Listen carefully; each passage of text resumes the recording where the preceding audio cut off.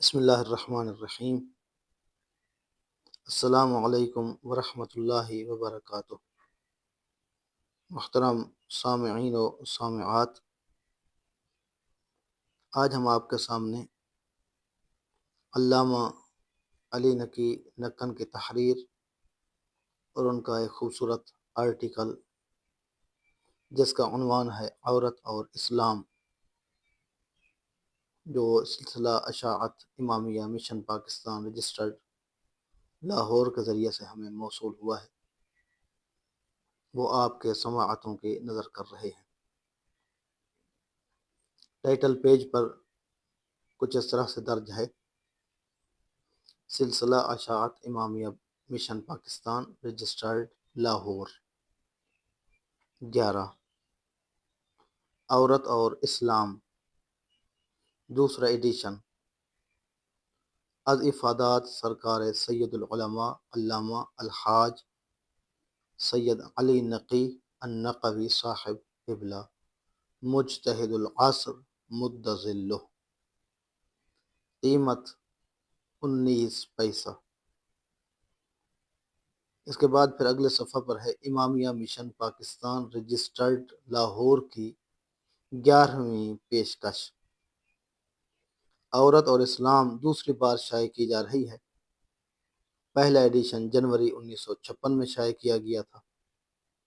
کتابچہ نباز دہر سرکار سید العلماء علامہ علی نقی النقوی مجتہد العصر لکھنؤ کی اس تقریر کا خلاصہ ہے جو لاہور کے کثیر التعداد سنجیدہ طبقہ کو مخاطب کرتے ہوئے وائی ایم سی اے ہال مال روڈ میں ستمبر 1955 کو فرمائی۔ اس سال محرم اور اربعین کے موقع پر سرکار ممدوح کے بلند پایہ بیانات نے لاہور کے علمی اور اصلاحی حلقوں میں گہری دلچسپی پیدا کر دی تھی۔ چنانچہ اس تقریر میں وقت موعودہ سے قبل ہی مجمع اتنا اور اس قدر زیادہ ہو گیا کہ برقی پنکھوں کی تیز رفتاری کے باوجود شدت حبس کے اثر سے مولانا دوران تقریر میں نڈھال ہو گئے اور یہ فصیح و بلیغ لیکچر مجبوراً ادھورا چھوڑنا پڑا۔ ہمارے اصرار پر مولانا نے اس تقریر کو رقم فرمایا ہے۔ تمدن اور معاشرہ میں عورت کا درجہ ہمیشہ کی طرح آج بھی ایک دلچسپ اور توجہ طلب موضوع ہے۔ ازمنہ ماضی کی مشہور تہذیبوں اور دنیا کے مذاہب متعارفہ نے عورت ایسی مقدس اور نازک مخلوق کے حقوق متعین کرنے میں فطری عدل و انصاف کے بجائے بخل سے کام لیا ہے۔ یہ فخر صرف شریعت اسلام کے ساتھ مختص ہے کہ اس نے عورت کو وہ بلند و ممتاز درجہ دیا ہے جو اس کی فطری شان نسوانیت کے جوہر کا محافظ ہی نہیں بلکہ اس کو حد کمال تک پہنچانے کا ضامن بھی ہے۔ مغربی تہذیب نے مردوں کا معاشی بوجھ عورت کے نازک کندھوں پر ڈالنے کے لیے اس کو بے پردگی کی راہ پر ڈال دیا ہے، جس نے اس کی نسائیت کی آب و تاب کو مجروح کر کے اس کو گوہر تابدار کے بجائے راستے کا بے آبرو پتھر بنا دیا ہے اور نتیجتاً صنفی آوارگی کی راہیں کھول دی ہیں۔ عورت کو اسلام کے متعین کردہ حقیقی مقام سے محروم کرنے کی ایک لغزش نے انسانی معاشرے کی تمام چولیں ڈھیلی کر دی ہیں۔ اس کا علاج تعلیم اسلام کی طرف رجوع ہے۔ امید ہے کہ ہمدردان اسلام و انسانیت اس کتابچہ کی توثیق اشاعت سے امامیہ مشن ایسے خالص مذہبی اور تبلیغی ادارے کی معاونت فرما کر عند اللہ مصاب ہوں گے۔ Honorary secretary امامیہ mission Pakistan registered Urdu بازار لاہور، سنہ 1961 عیسوی، لاہور، جنوری۔ بسم اللہ الرحمن الرحیم۔ موضوع کلام عورت اور اسلام ہے، اور یہ کہ شریعت اسلام میں عورت کا کیا مقام ہے۔ شریعت اور فطرت۔ شریعت خالق کا وہ قانون ہے جو انسانی افعال کے متعلق بحیثیت حاکم اس کی پسند کا ترجمان ہوتا ہے، اور فطرت وہ قانون جو بحیثیت خالق خود اس کے افعال میں اس کے ارادہ کا مظہر ہے۔ صاف کھلی ہوئی بات ہے کہ ایک با اختیار اور دانا حاکم کی پسند خود اس کے ارادوں سے متضاد نہیں ہو سکتی۔ اس لیے شریعت الہیہ کے اصول کو فطرت کے بنیادی قوانین سے جدا نہیں ہونا چاہیے۔ مرد اور عورت کی باہمی زوجیت اور اس کے مقتضیات۔ مرد اور عورت نظام فطرت کے لحاظ سے اگر یکساں ہوتے تو اسے مرد اور اسے عورت کہا ہی کیوں جاتا؟ ان دونوں صنفوں کی باہمی مغایرت خود دونوں میں مقتضیات فطرت کے اختلاف کا پتہ دے رہی ہے۔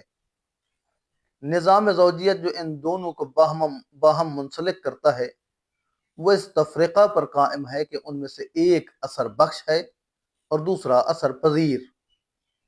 پھر اس تفرقہ کے بعد یہ کیوں کر ممکن ہے کہ شریعت میں احکام دونوں کے لیے ایک ہوں؟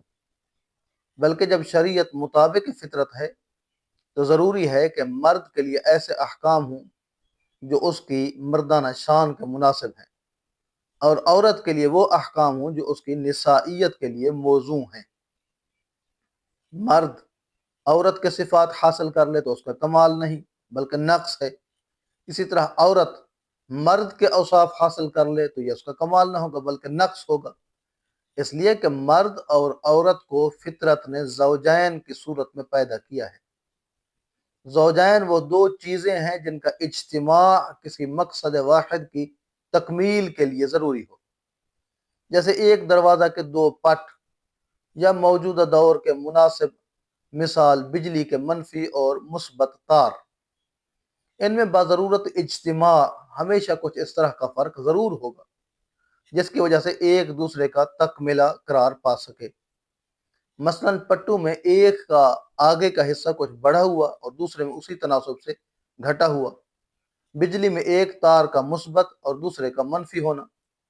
اب اگر کوئی دونوں پٹوں میں اس معنی میں مساوات چاہے کہ دونوں بالکل یکساں کنارے رکھتے ہوں تو ان کے ایک جگہ رکھ دینے سے دو پٹ تو ہو جائیں گے مگر ان سے ایک دروازہ کی تشکیل نہ ہوگی۔ ان کو پاس پاس ملا کر رکھ بھی دیا جائے تو بیچ میں دراڑ باقی رہے گی۔ اسی طرح دو تاروں میں ایسی مساوات کر دی جائے کہ دونوں مثبت ہوں یا دونوں منفی ہوں تو وہ تار تو ہوں گے، دو تار تو ہوں گے مگر ان کے اجتماع سے بجلی پیدا نہ ہوگی۔ اسی طرح مرد اور عورت کے زوجین ہونے کا لازمی تقاضا یہ ہے کہ ایک میں وہ قوت و صلاحیت ہو جو اثر انداز ہونے کے لیے ضروری ہے، اور دوسرے میں اس کے بالمقابل وہ ضعف و نرمی ہو جو اثر پذیر ہونے کے لیے لازم ہے۔ ان دونوں کو اس حیثیت سے مساوی سمجھنا درست ہے کہ نظام اجتماعی کے مفاد کے لیے یہ دونوں یکساں اہمیت رکھتے ہیں، لہذا ایک دوسرے کو غیر وقیع اور سبک نہ سمجھے۔ اور اسی مساوات کا قرآن مجید میں ان الفاظ میں اظہار کیا گیا ہے کہ ہن لباس لکم وانتم لباس لہن، وہ تمہارا لباس ہیں اور تم ان کا لباس، مگر اس اعتبار سے دونوں میں بالخاص احکام فرق وہ ضرور ہوگا کہ ان میں سے قوی ہے اور دوسرا ضعیف، لہذا ممکن ہے کہ اس پر ذمہ داریاں زیادہ ہوں اور اس پر کم، اور اسی لحاظ سے اسے نظام منزلی میں قوام یعنی حاکم کا درجہ دے دیا جائے، اور اسے کچھ حیثیتوں سے محکوم کا درجہ اور اسے کچھ حیثیتوں سے محکوم کا درجہ دے دیا جائے۔ زوجیت کی اس نوعیت کے اظہار کے لیے قرآن مجید نے مختلف انداز اختیار کیے ہیں۔ ارشاد ہوا نساؤکم حرث لکم، تمہاری بیویاں تمہاری کھیتی ہیں۔ اس تشبیہ میں یہی خصوصیت نمایاں ہے کہ مرد کی حیثیت کاشتکار کی ہے اور عورت کی مثال زمین کی ہے۔ کاشتکار اگر ایسا ہو کہ وہ اناج کے بونے کی طاقت نہیں رکھتا یا زمین کو سینچنے اور زراعت کے بعد اس کی داشت پر قادر نہیں ہے تو یہ اس کاشتکار کا نقص ہے۔ اسی طرح زمین اگر اتنی سخت ہے کہ اس میں زراعت ممکن ہی نہیں، یا ایسی ہے جو دانے کو جلا کر راکھ کر دے گی، تو وہ زمین ناقص بلکہ ناکارہ ہے۔ ایسے ہی مرد کا کمال اس کی مردانگی میں مضمر ہے اور عورت کا کمال اس کی نسوانیت کے جوہر میں۔ اسی تفرقہ کا اظہار ہے جو الرجال قوامون علی النساء کے صورت میں کیا گیا ہے، یعنی مرد کے ذمہ اصلاح و حفاظت ہے اور عورت کو اس کے ان کاموں میں جو اپنے فرائض کی تکمیل میں ہوں کسی مزاحمت کی اجازت نہیں ہے۔ اسلام کا اصلاحی اقدام۔ اسلام کے پہلے عورت کا کیا درجہ تھا؟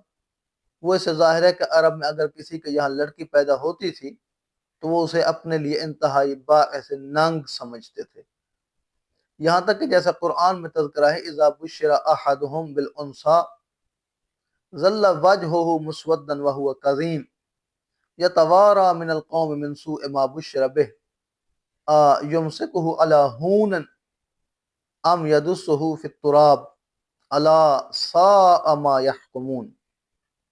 جب ان میں سے کسی ایک کو لڑکی پیدا ہونے کی خبر دی جاتی ہے تو اس کے چہرے کا رنگ فق ہو جاتا ہے اور وہ تمام لوگوں سے منہ چھپا کر کسی گوشہ میں بیٹھ جاتا ہے اور سوچنے لگتا ہے کہ اس ذلت کے مجسمہ کو باقی رکھے یا اسے زندہ درگور کر دے۔ بہت سے اسی جذبہ کے تحت لڑکی کو زندہ دفنا دیتے تھے، جس کے لیے قرآن کریم نے کہا ہے وَإِذَا الْمَوْءُودَةُ سُئِلَتْ بِأَيِّ ذَنبٍ قُتِلَتْ۔ ایک دن وہ آئے گا جب پوچھا جائے گا کہ یہ زندہ درگور کی ہوئی لڑکیاں آخر کس جرم میں قتل کی گئیں۔ پھر جب اس کے پیدائش کے وقت ہی یہ جذبات ہوں تو بڑھنے کے بعد اس کی عزت کہاں ممکن تھی؟ عرب ہی میں نہیں بلکہ یونان و مصر ایسے ترقی یافتہ ممالک تک میں عورت کے ساتھ اساس البیت کی طرح کا سلوک کیا جاتا تھا، یعنی گھر کا جیسے اور سامان ہے ویسے ہی ایک عورت بھی ہے، اسی لیے اس کا میراث میں حصہ نہ تھا۔ چنانچہ رسول اللہ صلی اللہ علیہ وآلہ وسلم کی ہجرت مدینہ کے بعد اوس بن ثابت انصاری کا جب انتقال ہوا اور انہوں نے ایک زوجہ اور 3 بیٹیاں چھوڑیں تو ان کے 2 چچا زاد بھائی آئے اور تمام مال لے کر چلے گئے۔ یہ مصیبت زدہ عورتیں نان شبینہ کی محتاج رہ گئیں، چنانچہ فریاد لے کر رسول صلی اللہ علیہ وآلہ وسلم کے پاس آئیں۔ قانون اسلام نے اس نا انصافی کو ختم کیا اور رسول اللہ صلی اللہ علیہ وآلہ وسلم نے اعلان کیا کہ للرجال نصیب مما ترک الوالدان والاقربون وللنساء نصیب مما ترک الوالدان والاقربون مما قل منہ او کثر نصیبا مفروضا۔ ماں باپ اور دیگر عزیز جو کچھ چھوڑ جائیں اس میں مردوں کا بھی حصہ مقرر ہے اور عورتوں کا بھی۔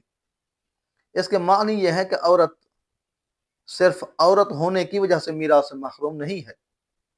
یہ اور بات ہے کہ چونکہ اس کی ذمہ داریاں بنسبت مردوں کے کم ہیں اور مردوں پر نان و نفقہ واجب ہے، اس لیے بعض صورت میں حصہ اس کا بنسبت مرد کے کم رکھا گیا ہے، مگر اس کو حقوق سے محروم نہیں کیا گیا، بلکہ وہ اگر رشتہ میں قریب تر ہے اور مرد رشتہ میں دور تر جیسے بیٹی ہو اور پوتا تو میراث پوری بیٹی کو مل جائے گی اور پوتا محروم ہوگا۔ یہاں اس کا عورت ہونا اس کے استحقاق میں قطعی سد راہ نہ ہوگا۔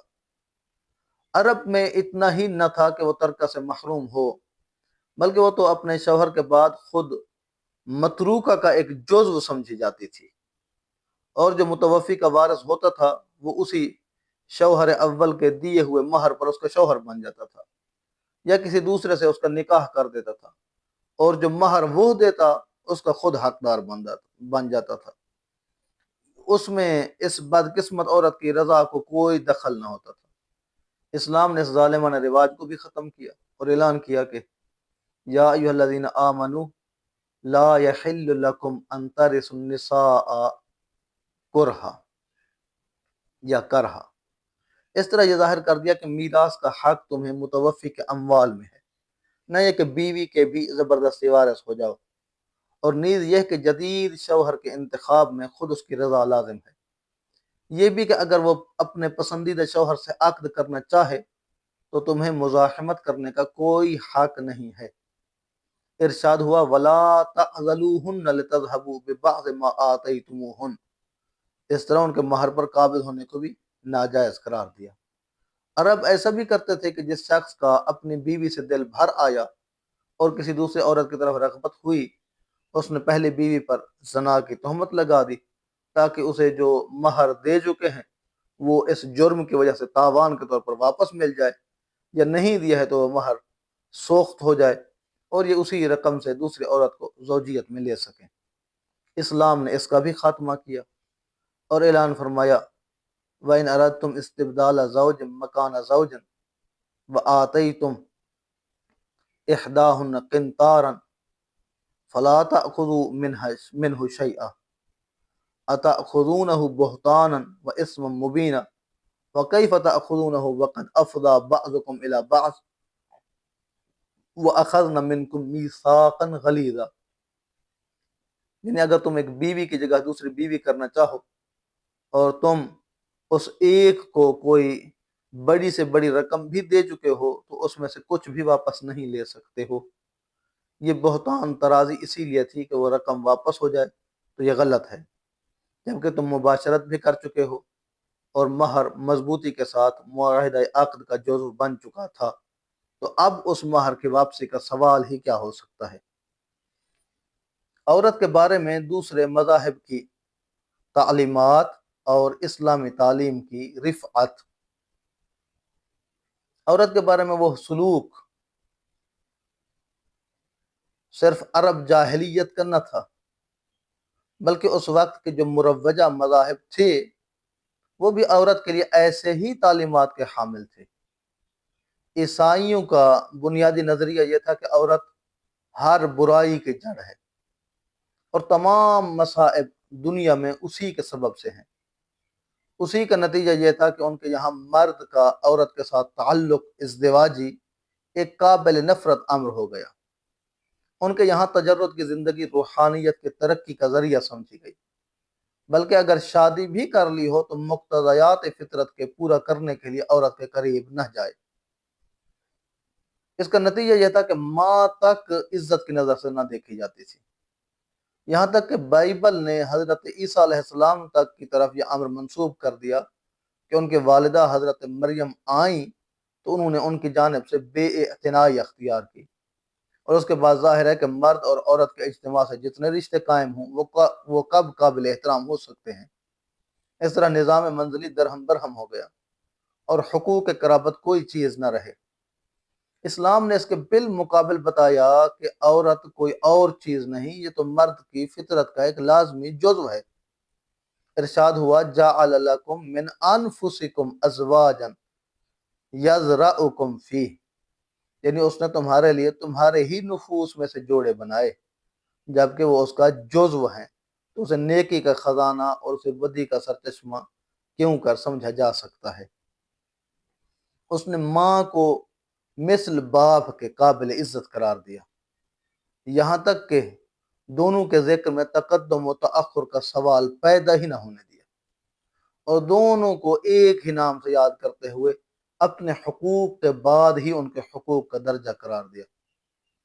وَقَضَىٰ رَبُّكَ أَلَّا تَعْبُدُوا إِلَّا إِيَّاهُ وَبِالْوَالِدَيْنِ إِحْسَانًا، جہاں جہاں جس جس سلوک میں باپ کا ذکر ہے ماں کا تذکرہ بھی اس کے ساتھ ملفوف ہے۔ وَلَا تَقُل لَّهُمَا أُفٍّ وَلَا تَنْهَرْهُمَا وَقُل لَّهُمَا قَوْلًا كَرِيمًا وَاخْفِضْ لَهُمَا جُنَاحَ الذُّلِّ مِنَ الرَّحْمَةِ وَقُل رَّبِّ ارْحَمْهُمَا كَمَا رَبَّيَانِي صَغِيرًا، اور کہیں پر ماں کا بالخصوص تذکرہ کیا گیا ہے، جیسے حملتہ امہ کرہا ووضعتہ کرہا، اس کی ماں نے کتنی تکلیف اٹھا کر اسے پیٹ میں رکھا اور کتنی تکلیف اٹھا کر اسے شکم سے باہر نکالا، یہ اسی لیے کہ اس کے حقوق پر ہمیشہ خصوصی حیثیت سے توجہ رہے۔ مرد کی حاکمیت مرد کی اطاعت عورت پر جو واجب ہے اس کی شان آقا اور کنیز کسی نہیں ہے۔ عورت اپنے املاک کی، مثلا اس جہیز کی جو اسے ماں باپ کی طرف سے ملا ہو، اور اس مہر کی جو اسے شوہر کی طرف سے ملا ہو، یا اس متروکہ کی جو اسے ماں باپ یا کسی دوسرے عزیز کے مرنے سے حاصل ہوا ہو، تنہا مالکہ ہے اور اسے اپنی املاک میں تصرف کا حق ہے۔ مرد کو اس میں مداخلت کا کوئی حق نہیں ہے۔ وہ اپنی املاک جسے چاہے ہبہ کرے، بیع کرے اور اس کو تجارت میں لگا کر اپنے سرمایہ میں اضافہ کرتی رہے۔ وہ ہر طرح سے اس کا اختیار رکھتی ہے۔ امور خانہ داری جیسے طعام و لباس وغیرہ کی درستی اور گھر کی صفائی اور بچوں کی پرورش و پرداخت صرف باہمی سمجھوتا کے ساتھ عمل میں آنا چاہیے۔ شوہر کو یہ حق نہیں کہ وہ ایک آقا کی طرح بطور کنیز کے اس سے جبراً یہ خدمتیں لے۔ یہاں تک کہ بچوں کو دودھ پلانا تک اس کے ذمہ جبری طور پر نہیں ہے، بلکہ اس کا ایک اخلاقی فریضہ ہے جسے باہمی رضامندی کے ساتھ انجام پانا چاہیے۔ شرعی طور پر تو وہ شوہر سے اس کے بچہ کو دودھ پلانے کا کوئی معاوضہ تک طلب کر سکتی ہے، جسے شوہر کو یا تو ادا کرنا ہوگا یا پھر بچہ کی رضاعت کا کوئی دوسرا سامان کرنا ہوگا۔ بے شک مرد کی حاکمیت عورت پر ان امور میں ہے جو اس کی عفت و عصمت کی حفاظت سے متعلق ہیں یا جو نظام ازدواجی کے مقاصد سے وابستہ ہیں۔ گھر سے بغیر اجازت شوہر قدم باہر نہیں نکال سکتی۔ گھر میں بغیر اجازت شوہر کسی شخص کو بلا نہیں سکتی۔ تصرفات ازدواجی میں جو حدود شرع کے اندر ہوں وہ شوہر کے مطالبات کے پورا کرنے سے انکار یا ان میں مزاحمت نہیں کر سکتی۔ یہاں تک کہ روزہ مستحبی تک بغیر رضائے شوہر کے نہیں رکھ سکتی، اور ایک شوہر کے ہوتے ہوئے کسی دوسرے سے تعلقات نہیں قائم کر سکتی، جو خالق کی طرف کا لازمی حکم ہے جس میں شوہر کی رضا اور عدم رضا کا بھی امتیاز نہیں ہے۔ کچھ امتیازات: خصوصیات فطری میں تفرقہ کی وجہ سے شریعت نے مرد کے لیے کچھ امتیازات ضرور قرار دیے ہیں جو صرف نظام ازدواجی کے زیادہ سے زیادہ کامیاب اور پرمقصد ہونے کے لیے ضروری ہے۔ مثلا مرد کو 4 عورتوں تک سے عقد دائمی کے ساتھ اور اس سے بھی زیادہ متعہ کے ساتھ شادی کا حق ہونا، اور عورت کو ایک مرد سے زیادہ شادی کا حق نہ ہونا، یہ امتیاز بالکل فطرت کی اس تفریق کے لحاظ سے ہے کہ مرد جتنی عورتوں سے عقد کرے ہر ایک سے اولاد ہونے کا امکان ہے۔ اس لیے نسل انسانی میں اضافہ جو عقد ازدواج کا ماحصل ہے اس پر مرتب ہو سکتا ہے، مگر عورت کتنے ہی مردوں سے تعلقات قائم کرے اس کے یہاں ایک سے زیادہ اولاد نہ ہوگی، اور زیادہ مردوں سے تعلق کی وجہ سے وہ بھی ایک مشتبہ ہو جائے گی کہ کس کی اولاد ہے، لہذا حقوق قرابت کی تعیین و تحدید ناممکن ہو جائے گی۔ دوسرا امر یہ ہے کہ طلاق کا اختیار مرد کے ہاتھ میں رکھا گیا ہے، عورت کو یہ اختیار نہیں دیا گیا ہے، اس لیے کہ عموماً مرد کی بنسبت عورت شدت احساس اور سرعت اشتعال رکھتی ہے۔ شریعت کا منشا یہ ہے کہ طلاق جہاں تک ممکن ہو سکے کم سے کم وقوع پذیر ہو۔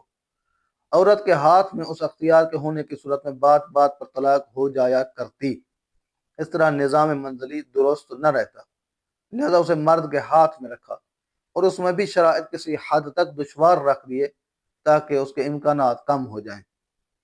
اسی طرح شوہر چونکہ اس کے حفظ ناموس و عزت کا ذمہ دار بنایا گیا ہے، لہذا اسے عورت کے غیر معتدل حرکات پر جو جنسی اخلاقیات سے متعلق ہیں کچھ تنبیہ کا حق بھی دے دیا گیا ہے۔ یہ سب نظام منزلی کے مفاد کے لحاظ سے ضروری چیزیں تھیں جن سے عورت کی بحیثیت صنفی کوئی توہین منظور نہیں تھی۔ عورت دور جدید میں، یورپ کے زیر سایہ دور جدید میں جو عورت پر خیرات و برکات کی بارش کی گئی ہے اس میں بڑا نقص یہ ہے کہ اس نے عورت کے نسائی خصوصیات و کمالات کو نظر انداز کر دیا ہے۔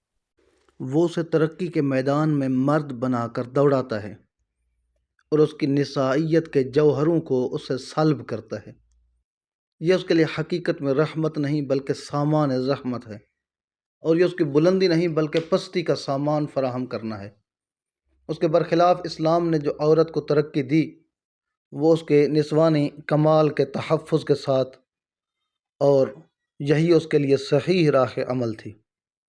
جیسا کہ مولانا اسد علی صاحب نے لکھا ہے، عورت کے بارے میں تمدن جدید کے رجحانات کو 3 شعبوں میں تقسیم کیا جا سکتا ہے: عورتوں اور مردوں کی مساوات، نمبر 2 عورتوں کا معاشی استقلال، نمبر 3 دونوں صنفوں کا آزادانہ اختلاط۔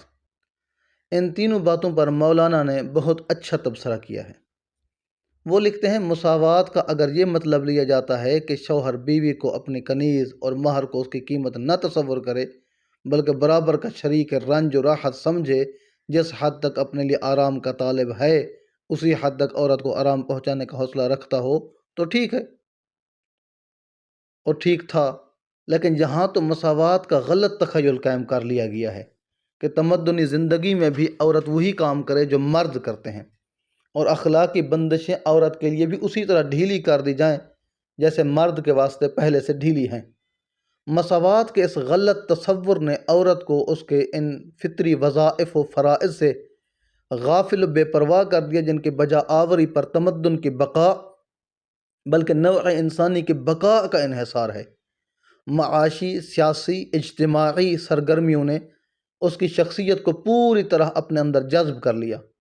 انتخابات کی دوڑ دھوپ، دفتروں اور کارخانوں کی ملازمتیں، آزاد صنعتی اور تجارتی پیشوں میں مرد کے دوش بدوش کاوشیں، اس کے ساتھ پھر تفریحی مشاغل میں شرکت، کھیلوں اور ورزشوں میں تگ و دو، کلب اور رقص و سرود کی محفلوں کی شرکت، اسٹیج کی گل افشانیاں اور پبلک جلسوں میں دور از عمل خوش بیانیاں، اور ان کے سوا اور بہت سی ناکردنی اور ناگفتنی باتیں اس پر کچھ اس طرح سے چھا گئیں کہ ازدواجی زندگی کے فرائض، خانگی ذمہ داریاں، بچوں کی خبرگیری، خاندان کی خدمت، گھر کی تنظیم، ضروریات کی فراہمی، تمام چیزیں اس کے لائحہ عمل سے خارج ہو کر رہ گئیں، بلکہ ذہنی طور پر وہ اپنے فطری مشاغل اور اصلی فرائض سے نفرت کرنے لگی اور ان مصروفیتوں کو وہ باعث توہین خیال کرنے لگی۔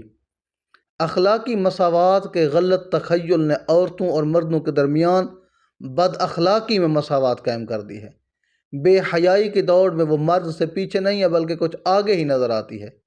وہ بے حیائیاں جو کبھی مردوں کے لیے بھی باعث ننگ تھیں، وہ اب عورتوں کے لیے بھی شرمناک باقی نہیں رہی ہیں بلکہ باعث عزت و امتیاز بن گئیں۔ حالانکہ مرد اور عورت فطری خصوصیات میں بالکل الگ الگ ہیں، جو سائنس سے بھی ثابت ہیں اور حالات کا مشاہدہ بھی اسے بتاتا ہے، اور اسی کی بنا پر اس کے حدود عمل کو بھی الگ الگ ہونا چاہیے اور پابندیوں کی نوعیت کو بھی مختلف ہونا چاہیے۔ یہ موجودہ زمانہ میں مرد کی انتہائی بے انصافی ہے کہ وہ ان مخصوص مشاغل حیات اور معذوریوں میں جو عورت کی ذات کے ساتھ فطری طور پر وابستہ ہیں اس کے ساتھ کوئی شرکت نہیں کر سکتا، مگر اسے اپنی زندگی کے جہاد میں مساوی طور پر اپنے ساتھ شریک کرنے کے لیے کوشاں ہے۔ خالق کی طرف سے یہ تقسیم عمل کا حکیمانہ اصول تھا جس کی بنا پر عورت کا نان و نفقہ مرد کے ذمہ قرار دیا اور اسے اکتساب معیشت کی پابندیوں سے آزاد رکھا۔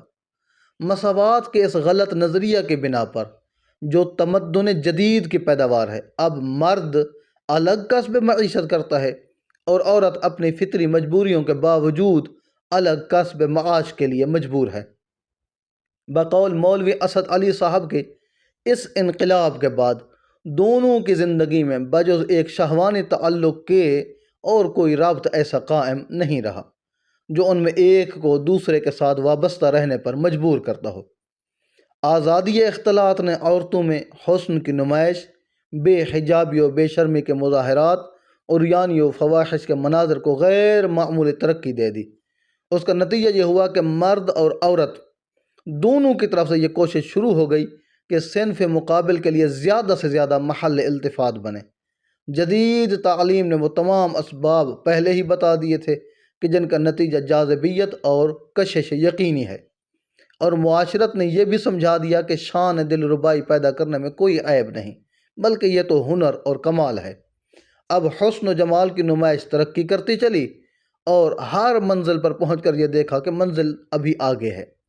مولوی اسد علی صاحب نے اس نفسیاتی کیفیت کا بہت اچھا تجزیہ کیا ہے ان الفاظ میں کہ ادھر مردوں کی طرف سے ہر وقت حال میں مزید کا تقاضا ہے، کیونکہ جذبات میں جو آگ لگی ہوئی ہے وہ حسن کی ہر بے حجابی پر بجھتی نہیں بلکہ اور زیادہ بھڑکتی ہے اور مزید بے حجابی کا مطالبہ کرتی ہے، جیسے کسی کو لو لگ گئی ہو اور پانی کا ہر گھونٹ پیاس کو بجھانے کے بجائے اور بھڑکا دیتا ہو۔